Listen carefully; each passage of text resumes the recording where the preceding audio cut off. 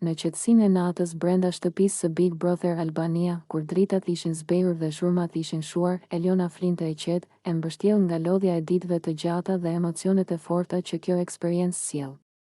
Frymëmarrja e saj ishte e lehtë, ndërsa fytyra tregonte një paqe të rrallë, sikur për disa çaste kishte arritur të shkputej nga loja. Klodi, i ulur pranë shtratit të saj, e shikonte me vëmendje.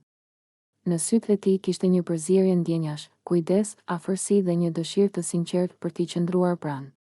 Pa bërë zhurmë, ai u shtri pranë Elionës, duke ruajtur një butësi të jashtëzakonshme, sikur të mos donte ta prishte atë qetësi të brisht. Ai i afroi lehtë, me një përqafim të ngrohtë, mbështetës që nuk kishte asgjë të tepruar, vetëm nevojën njerëzore për afërsi. Klodi i përkëdheli butë krahun dhe flokët, duke i dhënë siguri, dhe me puthje të lehta e plot ndjenjë, u përpoq ta zgjonte ngadalë. Eliona hapi sytë me ngadalë.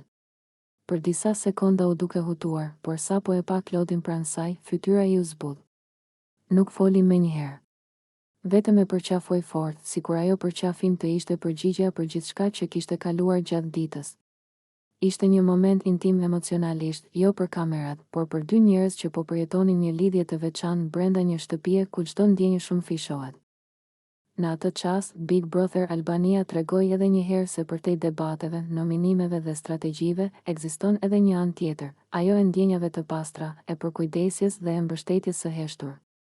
Një përqafim në mes të natës, disa puthje të buta dhe prania e njëri tjetrit mjaftuan për ta bërë Elionën të ndiej më e fortë. Ky ishte një nga ato momente që publiku i ndjen, jo thjesht i sheh. Një moment që nuk bërtet, por prek. Një kujtesë se edhe në një lojë të fortë si Big Brother Albania, zemra nuk ndalon së ndjeri.